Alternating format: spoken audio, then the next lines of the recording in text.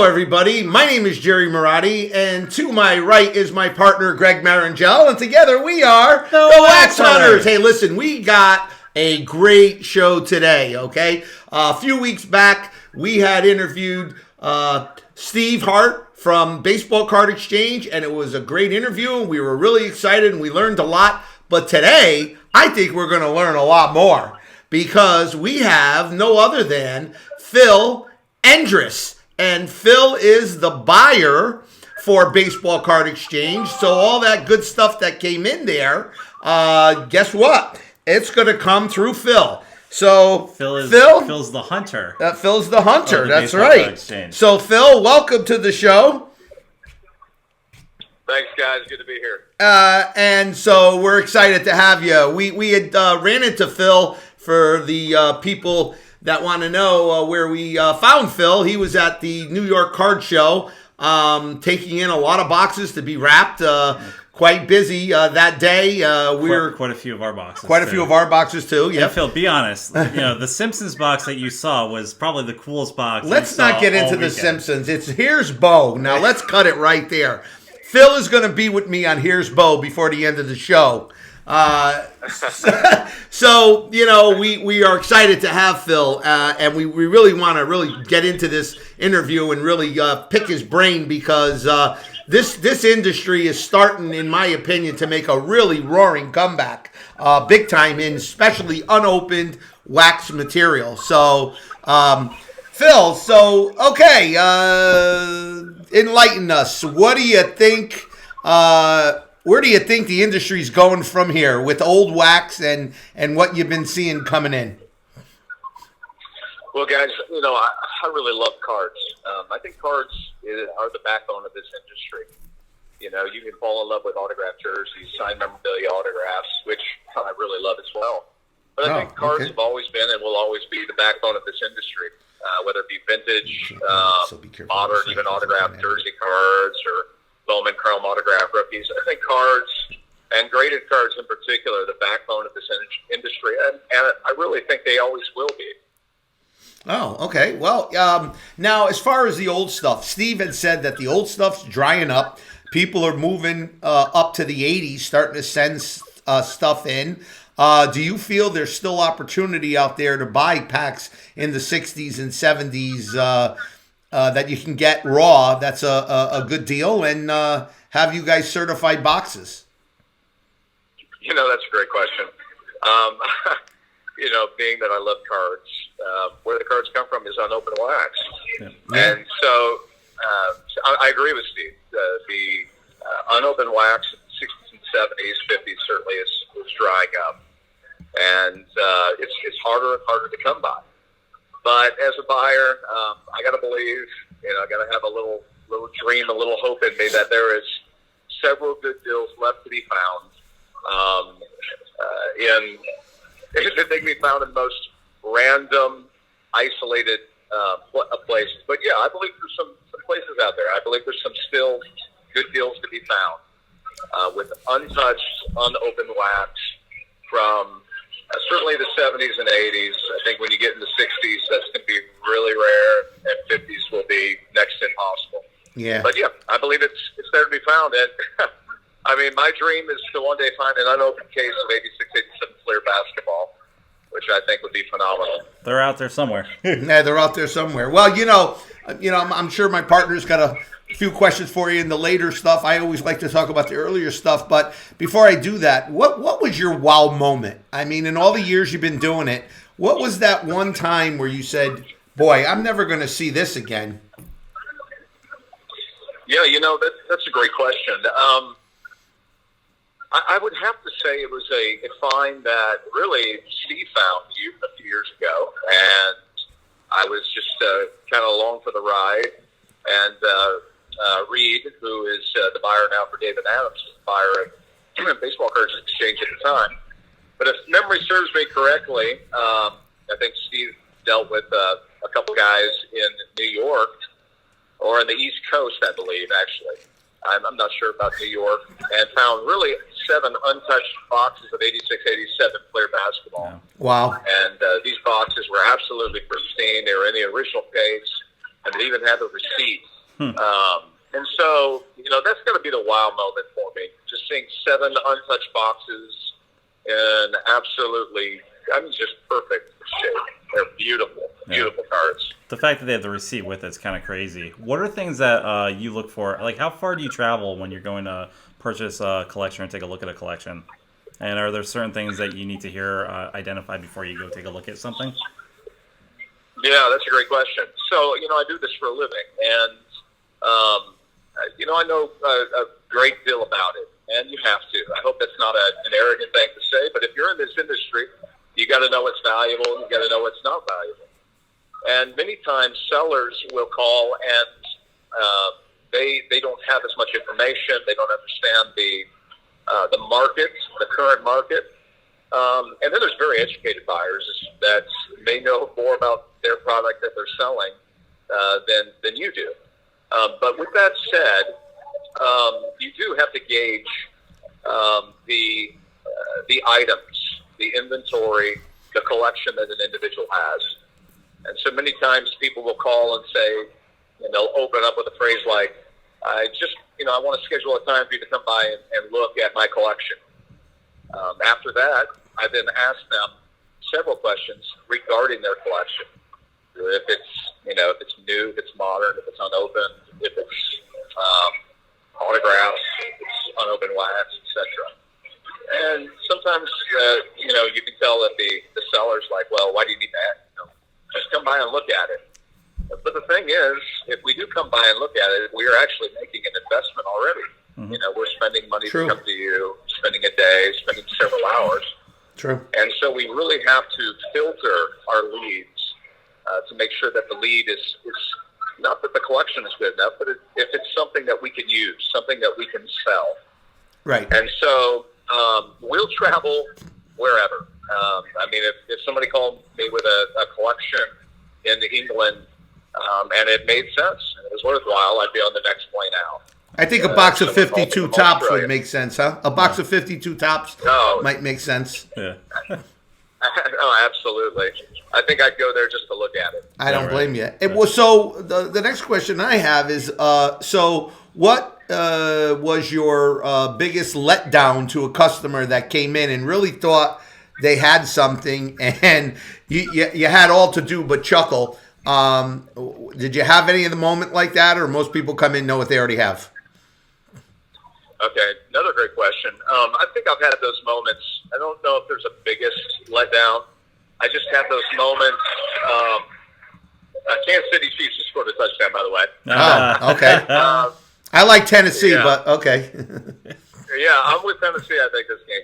17-13 right now. 17-13. Okay. My biggest letdowns are when people buy things at charity auctions, usually, to do some type of good work, and either the autograph is fake or it's unauthentic. Yeah. Me growing up in the Chicagoland area, the Bulls reigned in the 90s. Sure.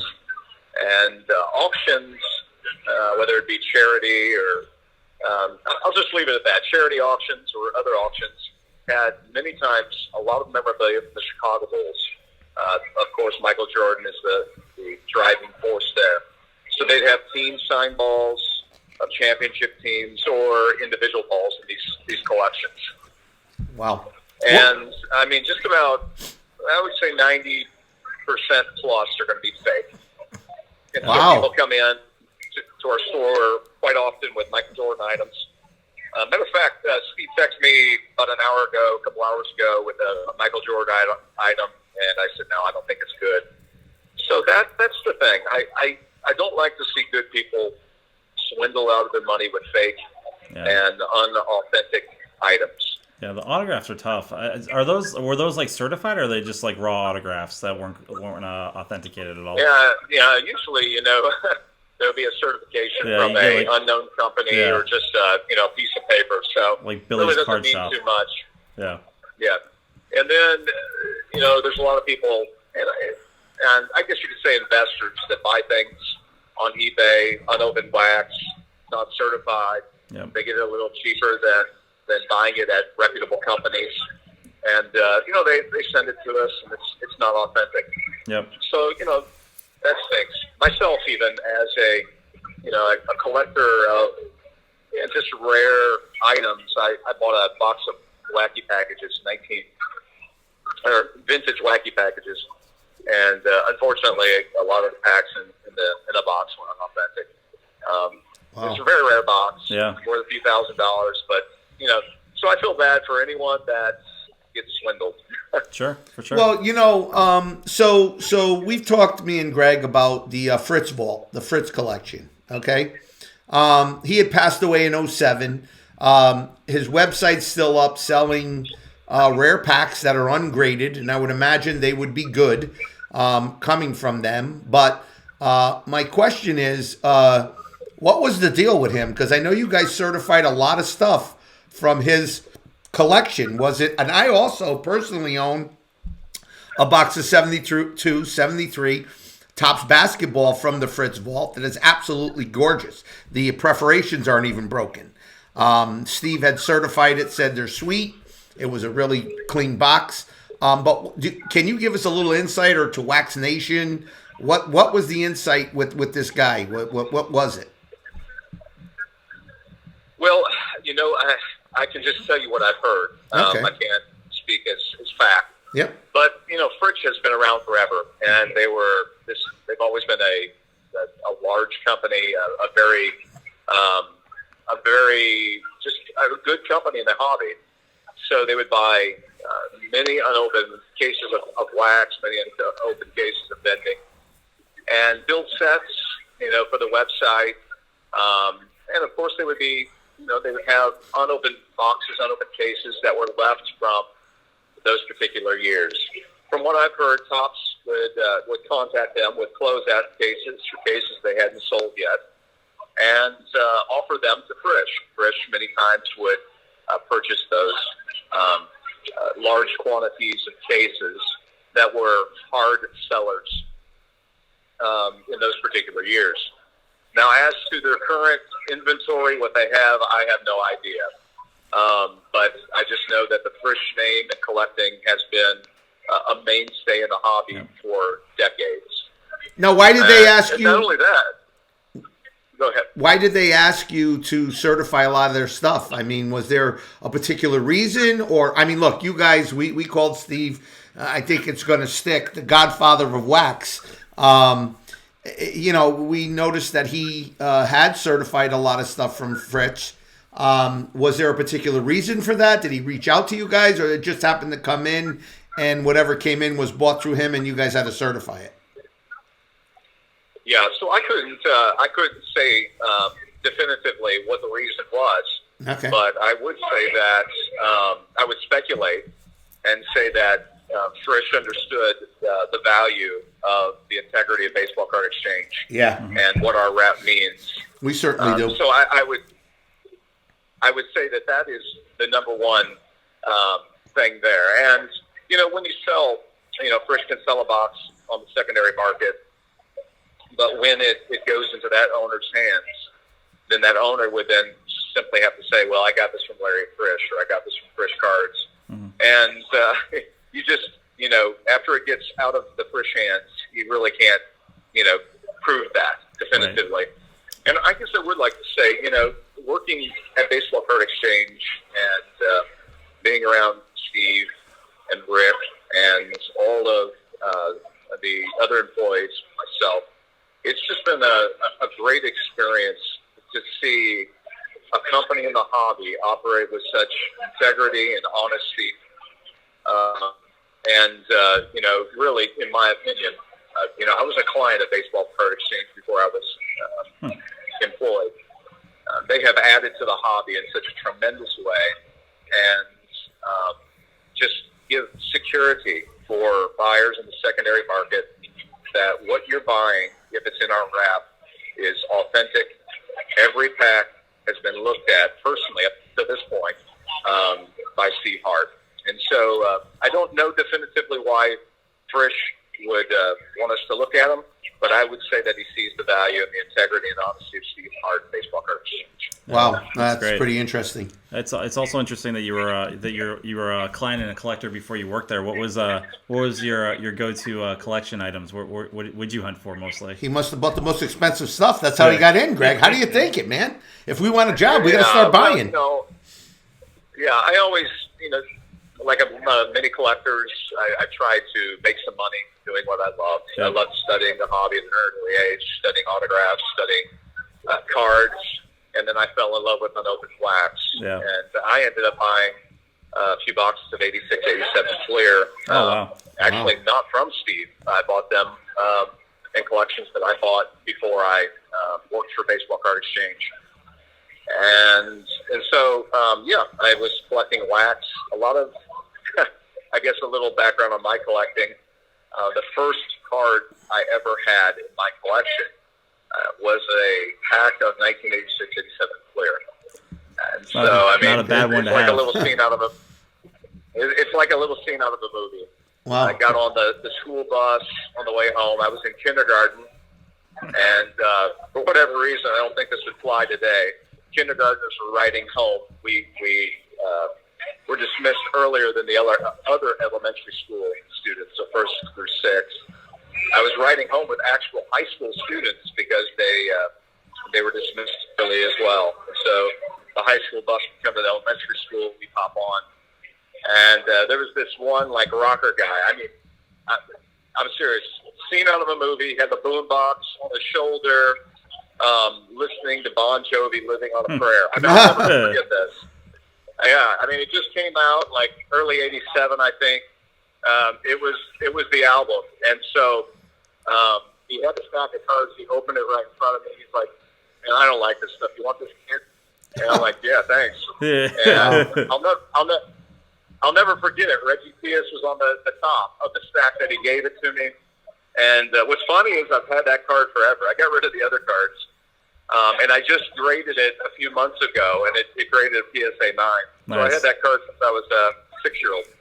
It's amazing. I had a lot of cards. When I'm assuming I'm older than you. I'm 56, but I know Wax Nation. I know I don't look it. But anyhow, I remember when I had cards back in the 70s, I used to put elastic bands around the packs and bring them to school to trade them. And 71 is my coup de grace year. I love that series. I love that card. I still don't own a pristine pack of 71, but I'm inching closer to it day by day. They're very hard to find, and I'm eventually going to have one. I have quite an extensive collection, but that's the one I'm probably going to end off with. But, why don't you make us sick? And if you don't mind, what did you pay for the 86, 87 Fleer boxes at the time? That'd be 6 or 7 years ago, maybe less, maybe 5. Okay. I paid $25,000 a piece for them. Yeah. For each one? And, yes, for each one. So you doubled your money plus. Yeah, I did well on them. One of the boxes had a Jordan rookie on top. Oh, wow. So that was pretty cool. Wow. But, not only did I collect the 86, 87, and 87, 88, 88, 89 Fleer basketball boxes and open, but I collected the set signed, and I was able to finish 2 86, 87 Fleer sets, 3 87, 88 Fleer signed sets, and 2 88, 89 Fleer sets.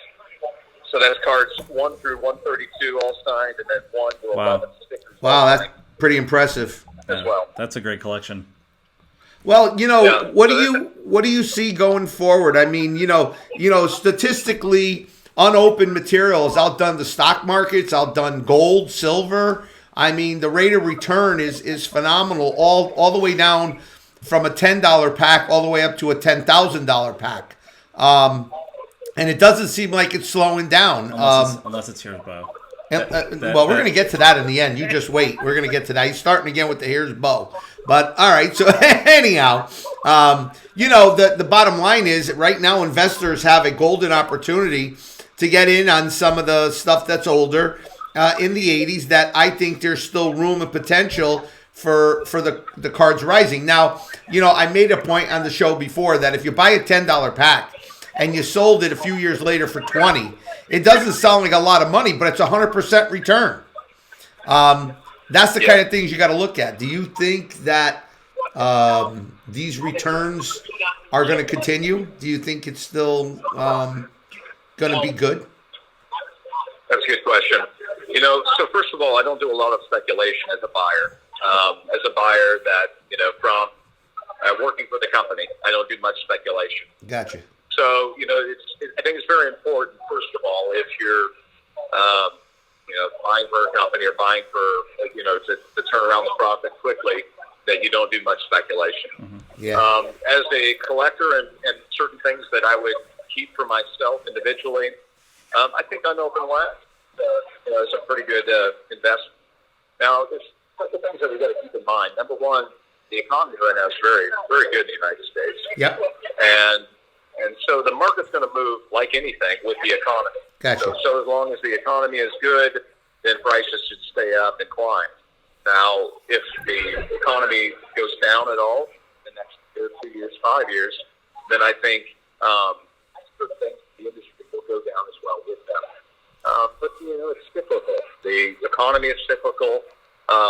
And so if it goes down for a little while, that's probably going to go back up. Here's the thing that we got to understand with unopened wax.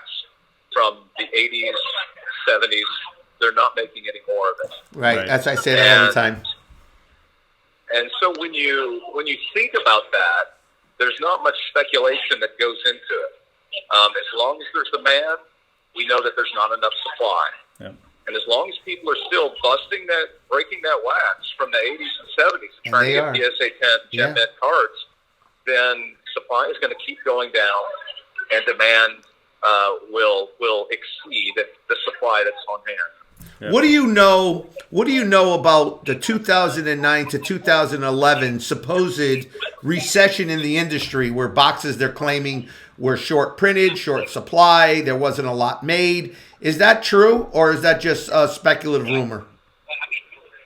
It's a rumor, and I don't have the numbers from top, so I couldn't say definitively. I don't have the numbers from any of those companies. Okay. So we just really can't say. Yeah. Of course, the driving force, I think, in those years is going to be Mike Trout, 2011 Topps update. Mm-hmm. I think it's a great box to have, and I will tell you this, that I have not seen many of them. Yeah. They said there was stuff in the past couple of years. Yeah, they said 2009 to 2011 was a couple of people on eBay were saying it was the recession years. They printed boxes in short supply. I wasn't sure if that was just speculative or is it true. Wasn't sure about it. Yeah, I wouldn't know for certain, but I think 2010 Bowman Chrome, I think 2011 Topps update are great boxes to have, and I think they're just going to go up in value. What about the 2009 Bowman? There's a retail pack and a hobby pack of the rookies and stars. I just purchased 2 of those packs. They weren't cheap. That's the one that carries the Mike Trout refractor cards. Yes. Okay. Yeah. So I would say, from my understanding, the retail pack was harder. Yeah. Yep. To come by. Yep. So. But the hobby box is more. Say that again. The hobby box is actually going for more money than the retail box. They do. I think that moves into like odds of autographs, etc. But the retail packs were really hard to come by. Still are. Yep. I think anything in that year, anything Mike Trout driven. You've been saying that.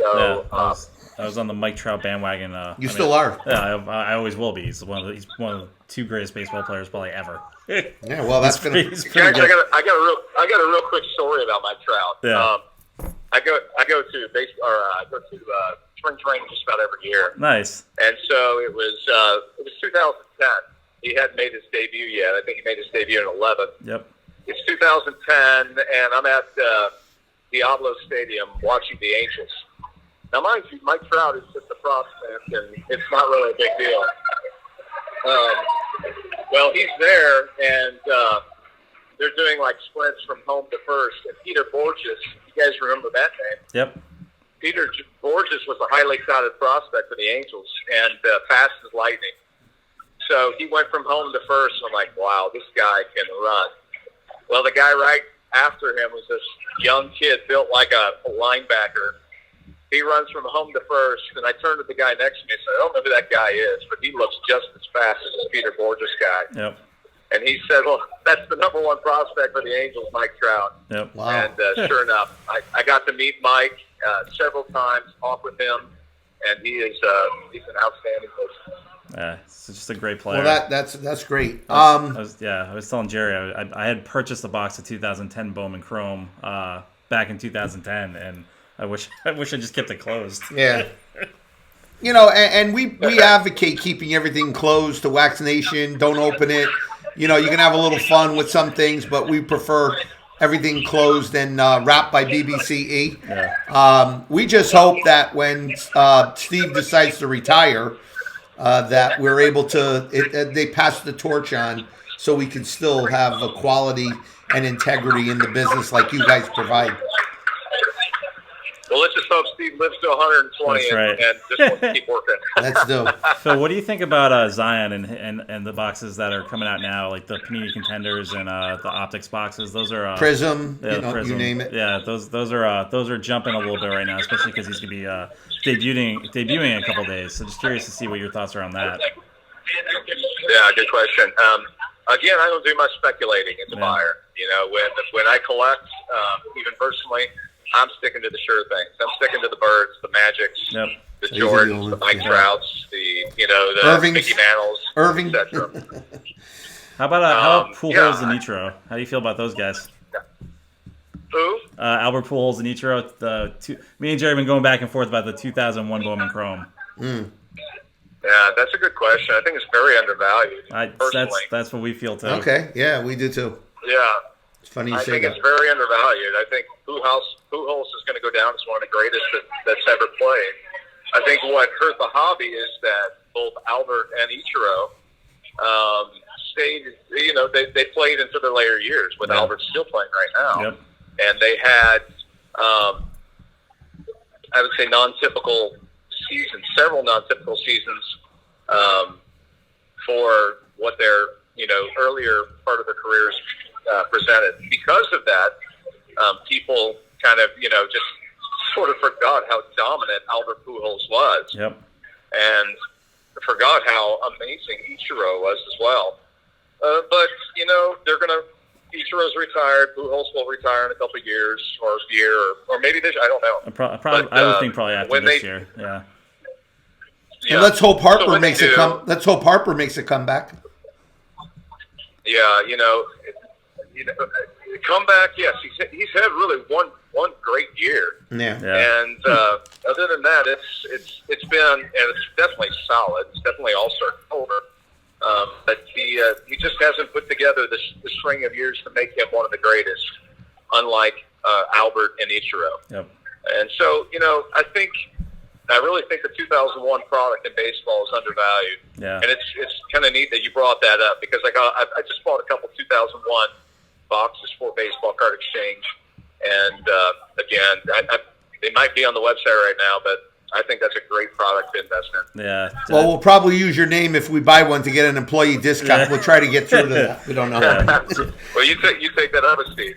Yeah, right. Yeah, Jerry and I both we both have some boxes of the 2001 Bowman Chrome, and yes, we do. We were surprised at how reasonable we were able to get it, especially with the value in the Pujols card if you're able to pull that one. But yeah, that's definitely on our radar. But that's good to know that you share the same feelings on that one. Well, I think, and I think your insight and advice is great. We can always use people like yourself and Steve to stay in this industry and have the know and the knowledge to keep our collectors, Wax Nation, everybody safe, honest, make it fun, make it worth your while to collect and make some money. Well, last question, unless my partner has anything else. This is the last question. You ready? Okay. Phil, 2 boxes come in. 1978, here's Bo, and a Simpson box. A 1990. 1990 Simpson. Which one are you buying? Oh, I think I'm probably buying the Simpsons. Yes. Yes. Yeah, I think I'm buying the Simpsons. All right, you just ruined my day, but that's okay. It's yeah. all good. It's all fun. I think I know why you guys asked that question. Yeah, so it's because everyone else in Wax Nation would also buy the Simpsons. Okay, well, I'm pushing on Here's Bo. I hope they open them all up, and I have the last 2 boxes in existence. You probably have the only 2 boxes in existence. Well, Phil, it was great talking to you. We appreciate you coming on and spending some time with us. We hope to maybe get you on the show again. If there's some new stuff, we always want to stay in touch. So thank you very much. Greg, do you have anything else? No, definitely appreciate your insight. Thank you for coming on and sharing some stories with us and talking a little bit about your background and the things that you look for. And to Jerry's point, we'd love to chat again. And just thank you very much for coming on today. Yeah. Hey, guys, thanks for having me. Thanks for your love and passion for the hobby. And it's a pleasure talking, guys. Yeah. Well, BBCE is a big proponent in our lives with getting things wrapped and keeping the hobby honest. And because you guys are there, we hope to have many, many more years of integrity and honesty in the business. So once again, thank you for your time, and you have a great day, and go Titans. All right, guys. Happy hunting to you. All right. Take care. Bye-bye. Bye-bye. Well, there you go. There you go. So here we are. From the words of the buyer of the baseball card exchange. And we did get some info. He said that 2001 is a undervalued box. So, undervalued? So get out there and start buying them before we do. We're going to start buying them. Well, we are, right. You're welcome to pick up whatever else is out there. That's right. But it is so important about what Phil had said about the integrity of the baseball card exchange, being able to wrap boxes from the Fritz vault all the way to modern day stuff. Yep. I mean, if you get a box like this Prism that's already wrapped by the factory, and for some reason the wrapping comes off or gets ripped, or we're at the point where it can't stay on, they'll wrap it. And once they wrap it, you're just as safe as if the original wrapping was on it. So that's right. I think it's pretty good. I think my partner here decided to do a wax break on air. So I made a little purchase of a 1976 Topps football pack. Walter Payton rookie year. Walter Payton rookie year. The pack's got a couple dings and dents, and I was initially going to get it graded, but you felt it'd be better to open honestly, if it was graded, I just don't think it would really come back graded very well. So you're going to do it for us. You're going to open it up here on the show and hope that you get a Walter Payton rookie so you can hold it right in my face. If I get a Walter Payton rookie card, I'm going to tap dance across the room, throwing it into I don't want to jinx him, and I hope he does get it because we had a little instance that happened at the card show where he had said to me it's very difficult to get the Xeon rookie and with the dual RJ Barrett. And I bought a blaster box. I don't think that's exactly what I said, Jerry. What did you say? Oh, I think that I said that the odds of getting a Zion Williamson there you go autograph card out of a blaster box are almost impossible. Okay, well, I didn't get the autograph. That's right, because the odds are impossible. Okay, well, that'll be the next box I buy and open it up and get it. But what I did get was the actual rookie card, which is about a $20 card with RJ Barrett. So I got a good consolation price. You got probably the best card you're going to. All right, so you're gonna open this. But this right here, Walter Payton rookie card. We have enough lighting here, or do you think we're okay, or should I get out of the studio here and put on some lights? We're good. It's getting a little dark. I don't know, to be honest with you. I don't know. You're the technician guy. I could just flip on and get us. To be fair, we're gonna do a quick check. Hold this for me up real quick. Okay. Let's see how it looks. I'll be right back, Wax Nation. All right, let's see what he's doing here. The studio. Yeah, we're perfect. We're chief plenty cook. Of light. He's chief cook and bottle washer. Plenty of light. All right. For this great to wax see pack the break. Walter Payton rookie card. Okay. All right. So Jerry, this card, should it be a 10, is how much? Oh God, you put me on the spot. I think it's like quite 15,000. Yeah, right? it's up there. It's in lot. the 10,000. Now, you want me to give you $20 for the pack now and call it a day, or no. $30 for the pack and we'll call it a day. No, I can't do it. No, okay. No, we're gonna open it up. I don't think I pay more than $30 for that pack anyhow. It's a good. All right, let's go. Rip it. It's a good pack. Rip it. It's sealed. Yeah, well, it's sealed. We got Lynn Swan. I mean, right off the bat. a Lynn Swan card right off the bat. I'm gonna have to look at And this I'll card. tell you, this card- and it looks. I don't believe this. It looks centered. Yeah, the centering's Can pretty you good. just slide that off so I can take a look at it? It's a little snubbed in the corner, but Well, it's got some wax on look, it. if it's an 8 or higher, it's still good. The centering on these cards, I'll tell you, if there's a Walter Payton card in here, it'll be. You get nervous. A little snub, but nonetheless, it's a nice card to open. Yep. Right from the get-go. That's a great first card. I'm gonna say it's a 7. Yeah.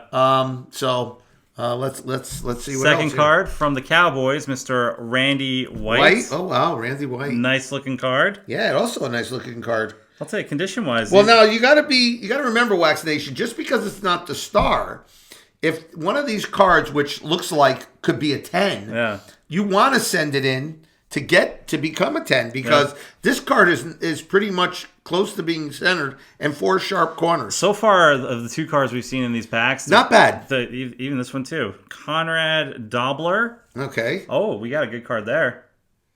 That's a nicely centered one. You know, he's just rubbing it in today, folks. I'm gonna quickly look this one up as my friend Jerry is. Who is this? This is Joe Theismann. You got a Joe 76 Joe Theismann. Not just a 76, a nice look like a. Can I see that too? This looks almost perfect. I think you opened this pack and loaded them in here. That's a great looking card. Wow. You know what? You're 100% right. That could be a 9. I don't know if it's a 10, but it could definitely be a 9. It could definitely be a 9. You know what? For Wax Nation, you should really check out what this card is worth. I'm pulling it up right now. That is a wonderful card. I just so happen to have here at our workstation. That's right. A top loader, which I think we got to get in right away. I think that one might be worth more than the Lynn Swan. I'm going to guess and say you may be right. Let's see, 1976. You Joe may be Theismann. right. I might be crazy. I think that's the way it works. 231. Joe Theismann, 231. 210. What's in a 10? Yeah, what's Lynn Swan? What's it in a 9? $25. Okay, hey. Lynn Swan is card number 140, folks. 140. That one, $850 in a 10. 80 and a 9. 80 and a 9? Yep. Okay. All right, next card, Mr. Pat Hughes. All right. I mean, these cards, the corners really are nice, yeah. really nice. Roger Carr. Okay. And we're going to need to get lucky here, Wax Nation, on Walter Payton. We're getting close. Howard Fest. Howard Fest, another card. I have a little ding in the corner. Jeff West. And we're down to the last 2. I'm not feeling too good about it. Okay. Jim Langer. And another punter, Dennis Partee. Okay. Well, it's party time. Hold on now. I mean, we didn't get the Walter Payton rookie, but you got 2 good cards. You did get 2 good cards that are actually not bad for the pack you got there. Yeah, that's not bad. Bought this pack from Canada. Now, hold on. I mean, you really want to be a trooper. You really should. There's no chance. You should chew a piece of the gum. There's 0 chance that looks awful. It doesn't even look... I'm doing it, Wax Nation. You're gonna chip a tooth. I could still taste the way it used to way back when, with like a slight hint of mold. It's like a yellow. It's a yellow gum. This could end up being Jerry's last wax on our show. If It'd be like, I'll be in the box. I've seen people eat older gum, but it doesn't make it right. Yeah, I don't think I would actually chew the gum. But once again, the cards that he did pull are nice cards, and certainly worth hanging on to. Yeah. But now, here's the point, Wax Nation. Do you open or do you keep it shut? Now, the case in point with this, although he did get 2 decent cards. And I may have known that the mystique, Lynn Swan was in there. Well, because you can see him through the back. You can see that Swan in the back. The mystique of Walter Payton being in the middle, which a lot of these cards are in really nice condition, that's what makes the value. Yeah. That's what keeps the value. I have a lot of unopened packs that are quite valuable, but there's no guarantee that the stars are in there. But because the thought of them being in there keeps that value high. And that's why we say, Wax Nation, don't open the packs. Yeah. Get look, you want it once in a while, it's all good. But to buy, let's say, a box of 76 tops, to trash it for the Walter Payton rookie that you may get in a 10, not worth it. Yeah, not worth it. The only reason that I'll bring this up to the camera so you can see it. The only reason we even opened this pack, it has a giant tear up in the front, which it doesn't make dollars and cents to. Like if you can doesn't make dollars and cents to do that. It'd be hard to tell. Yeah, but there's a big tear right there. Yeah. That I was afraid if I left the pack alone, the cards were all going to get damaged. And that certainly doesn't make sense, or to pay good money to get it graded, and then lose your money because it doesn't come back what it should. Not worth it. No. But the cards are in great shape. I'm pleasantly surprised with the quality and condition of the cards in that pack. Correct. So. I think I'm going to take the gum off for you so we don't destroy any more of the cards with some gum stains, which is a big problem. Back in the day, you don't put gum in packs anymore, to my knowledge. I don't know. Maybe someone does. You may be able to. There are no longer bubblegum packs with gum. Yeah, it still smells the way, but hint of old. Yeah, it's but, and that was another reason why the wax was so valuable, because a gum stain, a wax stain. The first card and the last card are the two worst cards, I've said it before, to have in a pack. But yet, if there was a Walter Payton rookie on the front, gum or no gum, I'm taking it. That's right. All the way to the bank. That pack graded, you're talking big money. And I'll tell you, if I could see a Walter Payton card in that pack, I'd probably just send it to PSA at that point. Well, we had a little bit of I don't want to say a scare, but a little bit of a concern the other night. We were looking at a pack from 1955. Yeah. And Super Sleuth here blew up the picture and saw a New York Yankees helmet underneath that penny pack. Not just a New York Yankee helmet, but the letters L and E, which can only mean Mickey Mantle. But myself, on the other end, had said, don't get your shorts in an uproar, because in 1955, there was no Mickey Mantle in that series. That's right. Big letdown. The L and the E was it Paul? I honestly don't even remember. Turtle, I don't know. Paul Turley, Turley. Something Turley. Turley, that's correct. And here's a perfect example. The person on eBay was selling this pack for around $339, which is well below the value of the pack. And I am sure he didn't want to be a nice guy and say, let me sell this pack at $1,200 below book. Yep. So one of you lucky people out there can enjoy it. Not. So that you have to be careful. Be mindful of a 55 penny pack out there right now. That's correct. That's asking $300. The card inside is worth, in mint condition, I think $100. If you're lucky. If that, it won't be a 10. And it won't be. Yeah. But it's still. Yeah. But the fact of the matter remains, this is how easily you can get duped. And let me tell you, I've been duped. So it can happen to anybody. That's what we want to say. I haven't been duped.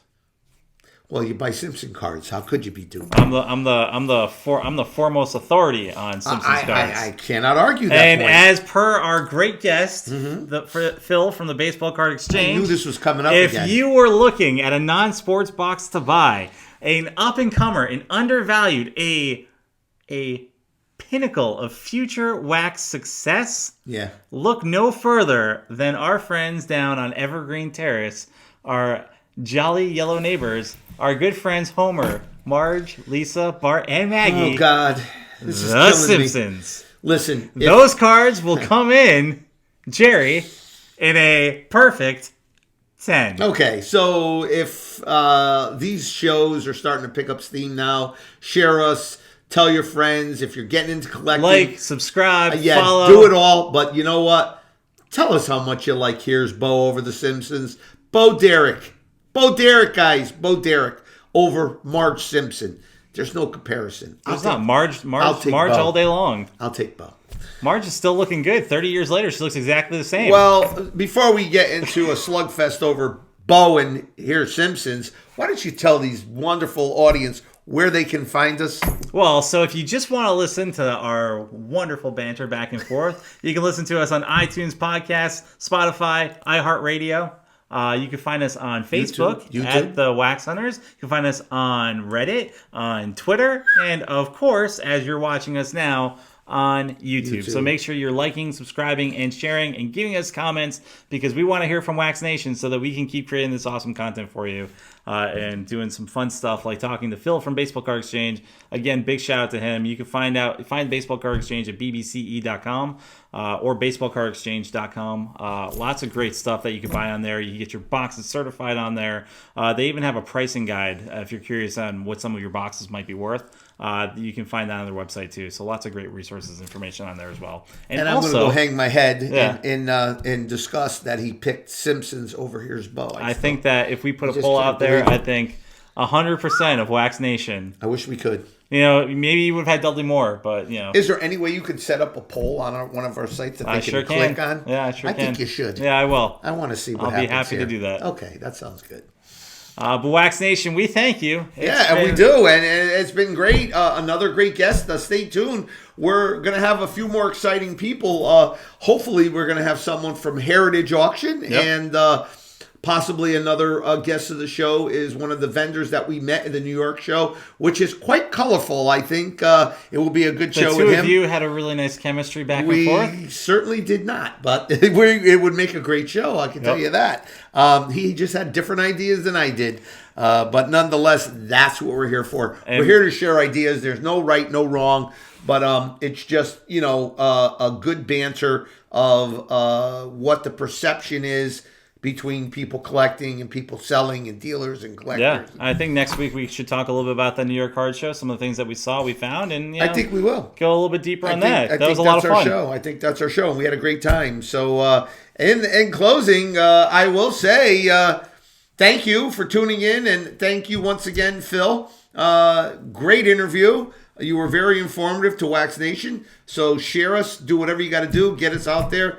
My name is Jerry Marotti, and my partner Greg Marangel, and together we are the Wax Hunters. Stay waxy. Have a great day, stay waxy, and enjoy the Super Bowl and the playoffs.